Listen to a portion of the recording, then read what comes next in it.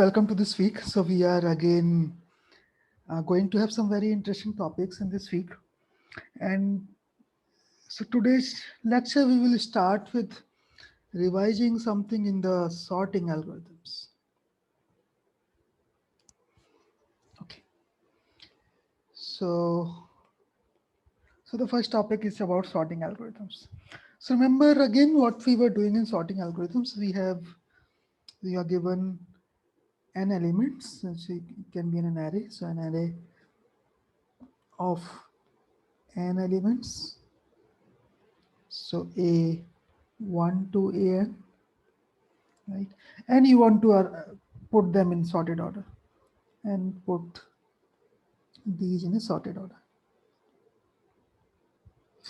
And we have done quite a few algorithms for this. So for example, we talked about merge sort, we talked about quick sort, and what we had seen. So, so either in the worst case or in an average case, we are able to achieve a complexity of theta and log n. Right. That was the complexity we achieved. Now it's a natural question to ask, like, okay, can we do better than n log n? So the question that we are trying to ask is, can we do better than n log n in the worst case?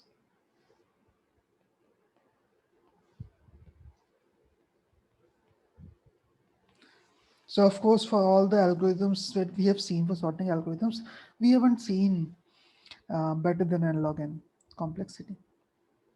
And actually, it turns out you can achieve better than n log n, but you have to do something else. So for example, when we talked about merge sort and quick sort, what was the main uh, computation that we did? So what was the main computational operation that we did? So if you think in terms of operation, the main operation there in both these algorithms was you were trying to compare. So that was comparison. Okay.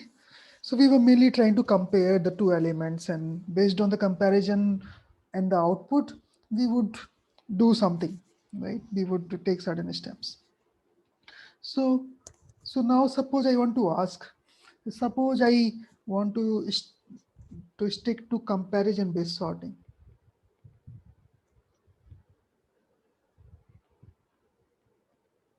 Okay, so that is the sorting order is determined based on comparison between input items.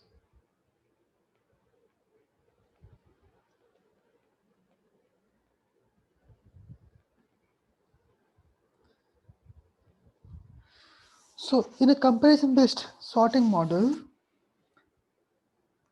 can I do better than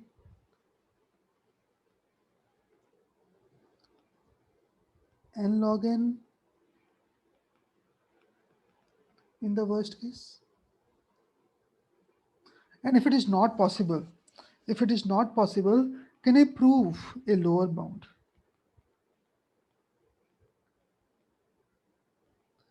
So can I prove a lower bound?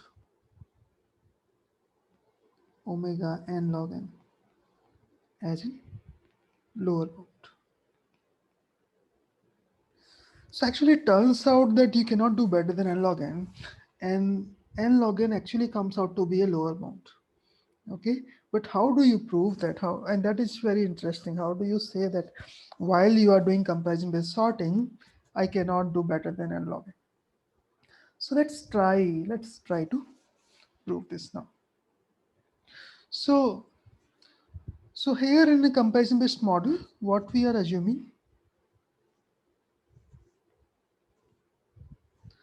so think of all input items as some sort of black boxes. So you cannot know anything about a particular element. So let's say all input items are some black boxes. And let's say you can't even find out their actual value. some, and they can be some abstract data types.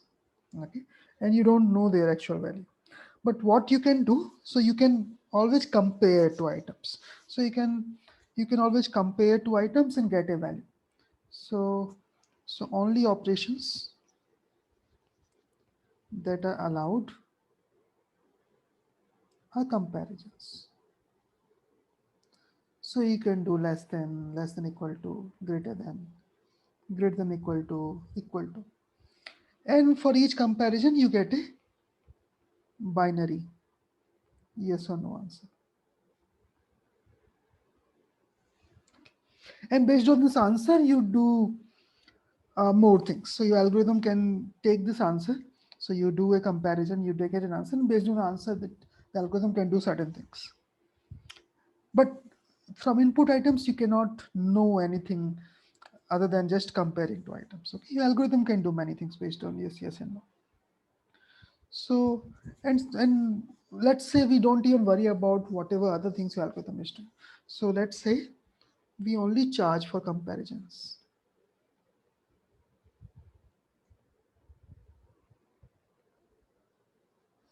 Okay.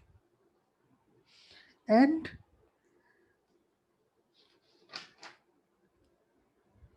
you are not allowed to see the input items individually. So you can't use anything related to one single value.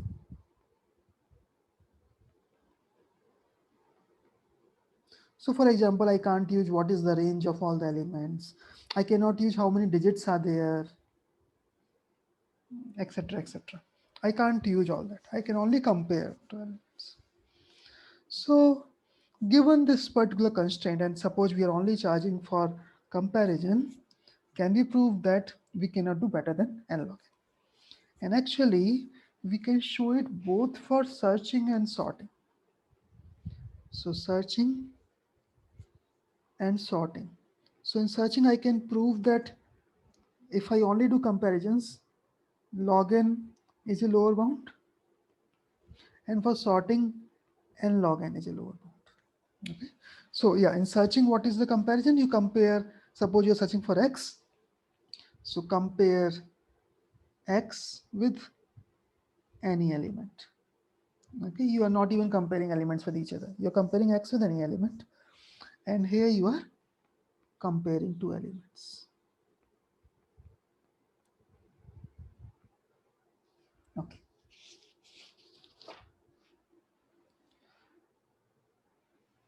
So let's just start with simple binary search. So let's start with binary search. And so you have a key x that you want to search,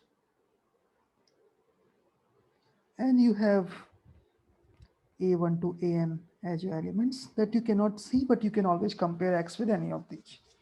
Okay. So what are all the things you would be able to do? So I'm talking about binary search, but in general, you can think of any particular way of doing search. But let's say we talk about binary search. Okay. So, and let's say I took a simple n and it's equal to 3. So you have a1, a2, a3.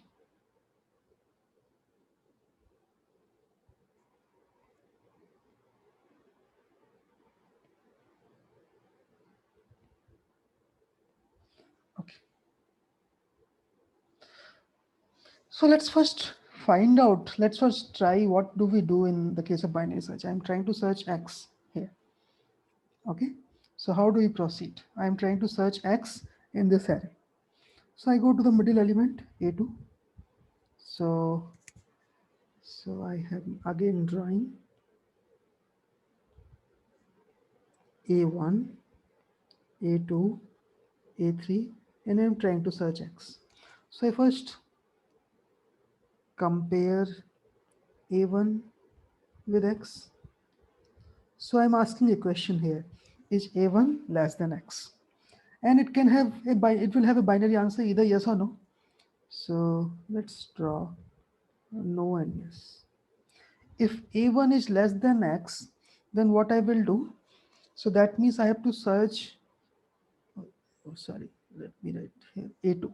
So a2 less than x, I'll first try to search in a2. And if a2 is less than x, if that is not true, that means a2 is greater than x, and then I will have to search x for a1. So then I will search whether a1 is less than x. And if the answer is yes, then I will, then a2 is less than x, and then I will try with a3. So it's a3 less than x. And again, each of these will have a no and yes.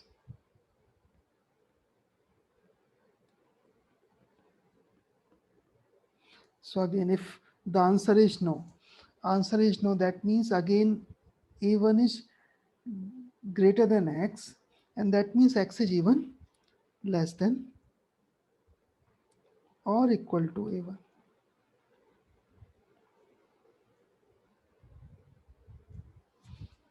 Right? And if the answer is yes, that means x is greater than a1. Okay, but on from this particular branch, I know x is less than a2. So x is less than or equal to a2. So from this branch, I know x is between a1 and a2. So, and I also know where the equality can hold. So I can say x, sorry, this a1 is less than x, less than equal to a2. Okay. Similarly, if you try this branch, you can write down the possibility. So a3 is less than x is no, but a2 less than x is yes. So that means x is greater than a2 and x is less than equal to a3. So I can write a2 less than x less than equal to a3. And similarly, if the answer is yes, so that means a2 is x is even greater than a3. So yeah, x is greater than a3. And if you now look at all the possibilities, so x, so where all x can lie, x can either be less than equal to a1 or it can be in between, right? So a1, so x equal to a1 already captured here. Then between a1 and a2, a2 is closed. Then between a2 and a3, a3 is closed, and above a3. This is all that can happen. So x cannot be anywhere. See, in general, for binary search, you only want to find out if it is there or not. But let's say even need to go to this level that okay, where is that? If it is not in the array, where exactly x is line. So you can do that by one of these options. So they are all the exhaustive options.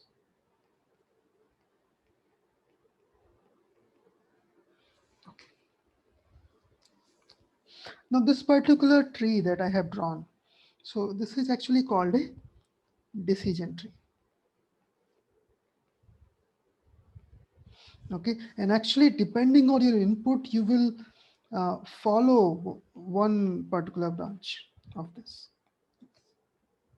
and actually we can draw some parallel between this uh, decision tree and your algorithm. Okay, so let me put down here, so actually I can use this. So between decision tree and your algorithm. Okay, so you see in decision tree, what you are seeing some internal nodes, right?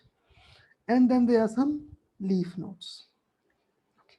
So what are the internal nodes in the decision tree? So internal nodes in the decision tree are nothing but some binary decisions that your algorithm is making. Some binary decision. In this case, they are all comparisons. Okay. Similarly, what are the leaf nodes? Leaf node actually means that you have found an answer. So you have found a particular answer that yes, this is where my X lies. What would be a path from root to leaf? If you follow a path from root to leaf, any particular path.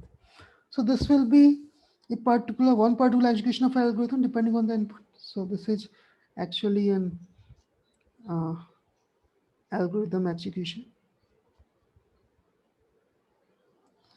And what will be the length of a path?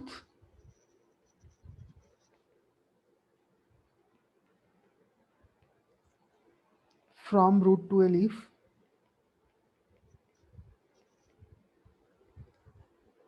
So you see, if you take a path from root to leaf, that only tells, okay, in this particular execution, how many comparisons you did. So the length of this path actually talks about the running time. So this is actually the running time.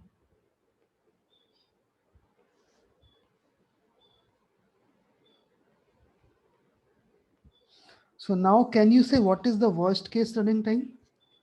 What is the worst case run time of your algorithm? So that will be nothing but what is the height of the string? What is the maximum path you can take from root to any leaf? So the worst case running time will be nothing but the height of the tree.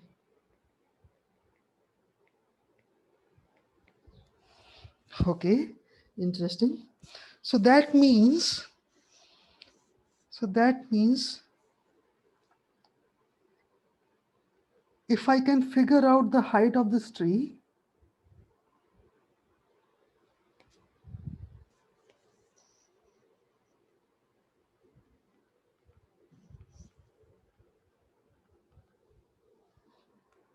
I know what is the worst case runtime complexity.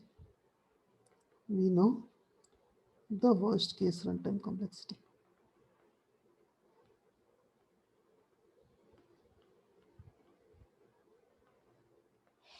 Okay, so now can I uh, prove that searching has a lower bound of log n? So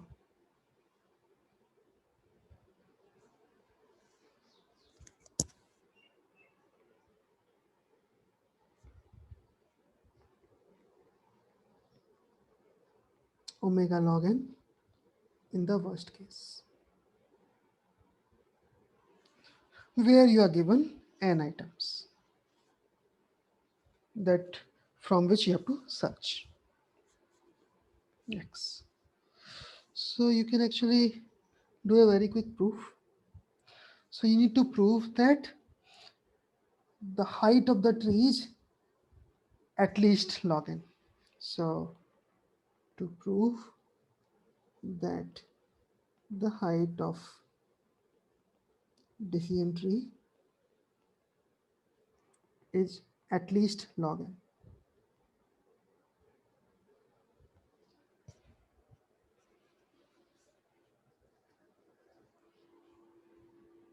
Or omega log n. Okay. So how do you prove that? So you see, what is this decision tree?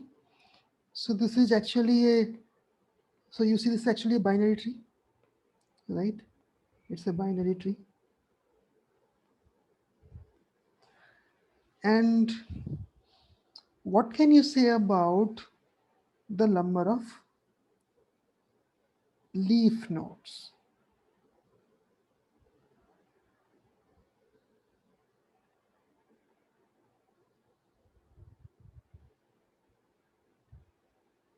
How many leaf nodes are there?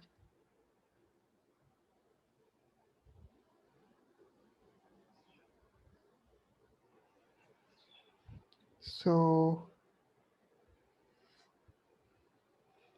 you see, you need to take into account of any input. So input can be anything.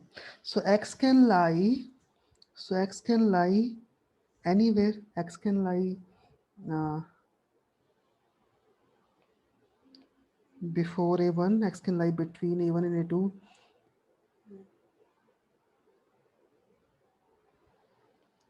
It can lie between a2 and a3. It can lie up beyond a2, a3, beyond a3.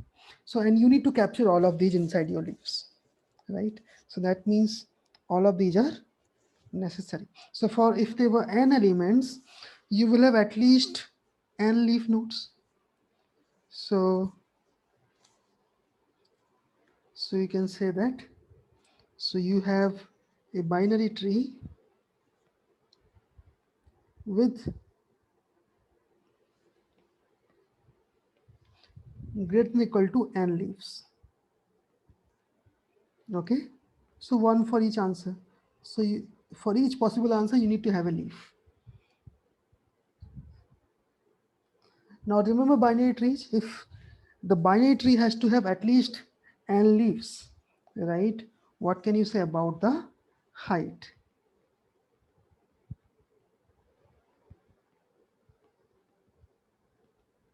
So as soon as you know that it needs to have at least n leaves, you can say the height has to be at least log n.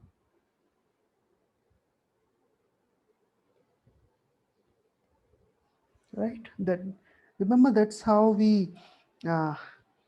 that's how we came up with the height omega log n in the uh, recap. Just a recap. In the case of binary trees, we proved that for n items, the tree height is at least log n, right? And here we are saying n leaf nodes. So there are actually more items than that. So that means the height has to be less than log n. So now that means the height of the tree is omega log n, and that completes my proof that because the height of the tree denotes the worst case lower bound, so worst case time complexity. So that means, so hence proved. Okay, height of the tree omega log n. So that is my uh, worst case time complexity.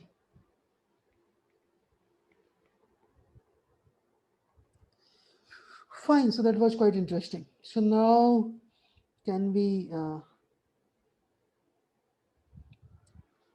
now extend this idea to sorting? So this is what we did for searching. The searching has an log n upper bound. Can we also use this idea for sorting? So sorting lower bound. So what would change now? So in the case of searching, what was my internal nodes? So internal nodes were something like this. AI, is it less than X or not? Okay. But in the case of sorting, what will be my internal nodes? I'll have to now compare two elements. It's AI less than AJ. And depending on that, I'll have a no and yes answer. And depending on whether I take no and yes, I will do something, right? Uh, what about the leaf nodes? So leaf node here was something like, okay, X is between uh, less than some AI and greater than some AI and less than equal to some AI plus 1. And this I was doing for each I, right? That's how I had at least n leaf nodes in the case of searching. Now, what do you think about the leaf nodes in the case of sorting? What would happen in a leaf node? What would be a particular leaf node? So you see, what is a leaf node? It needs to have, give me an answer. Like X lies here, X lies here. Similarly, that in the case of searching. In the case of sorting, what would be an answer? So an answer would be One sorted order,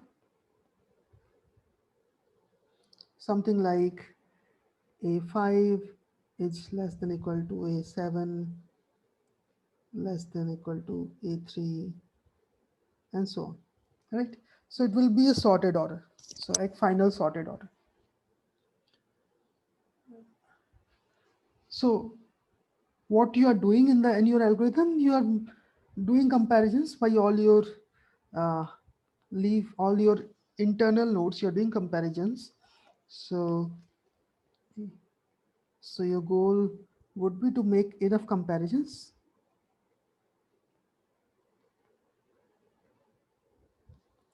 such that by the time you reach your leaf node, you know your final sorted order.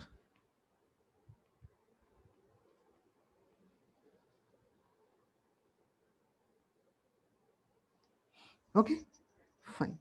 So we have a parallel between searching and sorting. Now, can I actually prove? Can I uh, can I prove the lower bound of? So the lower bound for comparison based sorting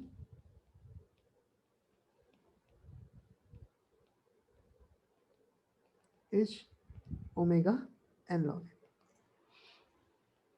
So can I prove this? Okay. So again, you go back to your decision tree. So decision tree is binary, and I know if I can find the height. So my goal is uh, estimate the height, and I have an easy way of finding that. And to find the height, what do you need to do? So estimate number of nodes, or say even leaf nodes. How many leaf nodes are there? Okay. So remember, how did we find in the case of searching? In the case of searching, we said how many possible answers?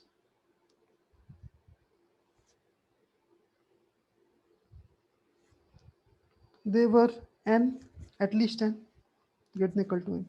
In the case of sorting, how many possible answers? So each possible sorted order will be one answer, right? So each possible sorted order will denote a leaf node. Now the question is, how many possible sorted orders are there? So the number of leaves are getting equal to number of possible answers. Now you are having n items. In how many ways you can put them in a sorted order? So how many sorted orders are possible? And you can see you can put them in a number of ways. You can put them in any order is nothing but the permutations of this. So this is equal to n factorial. You can permute them n factorial times, right? Each each denotes a particular possibility. So yeah, so if you have three items, so there are six ways you can put them in a sorted order. Well, so now you know the number of leaves are at least n factorial. So that means, oh, sorry, the height is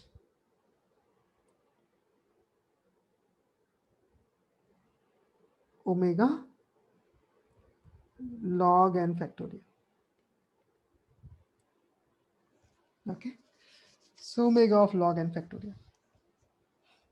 So because we know if there are n nodes, the hydrotherapy will be at least log n. So this will be omega log n.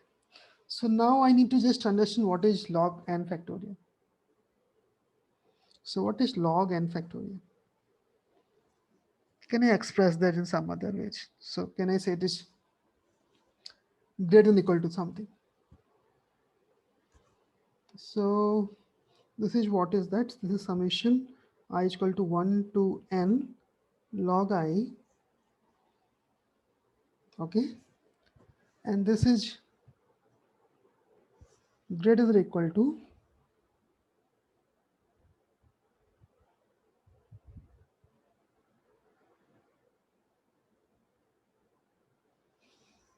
so I can say right, so I can always say okay greater than or equal to the last n by 2 elements. So I is equal to n by 2 to n log I. Okay, and again I can take the minimum of this, so this will be greater than or equal to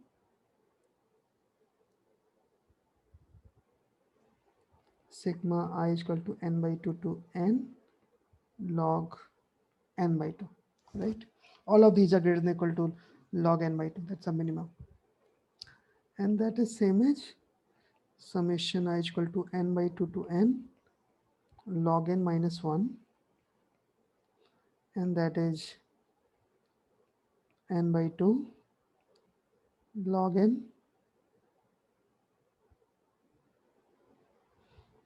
minus sum n by 2. Yeah, I could actually avoid uh, doing this by 2, so I can simply say uh, yes, and even to be more, I mean, I could even say plus 1 here, so that they are exactly n by 2 terms. So this is equal to n by 2 log n by 2. Okay, so now I can say that yes, so height is uh, greater than equal to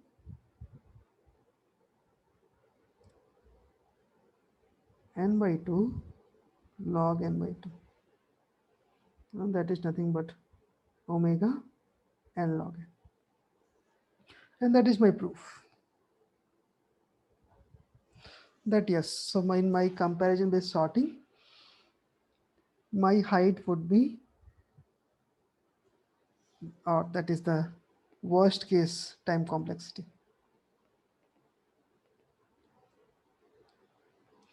that would be at least n log n. So that means now if somebody tells you, okay, can you design this sorting algorithm based on comparisons that can do better than n log n, you can simply answer no, I cannot do that. I need to do some other techniques apart from comparison. So then that takes you the question, okay, are there some sorting methods where you can do something other than comparisons? So are there examples of non-comparison based sorting?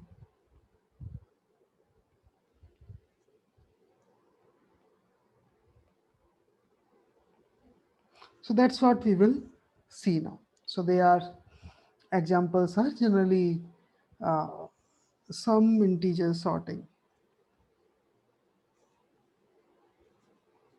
and that's what we will see in the next lecture.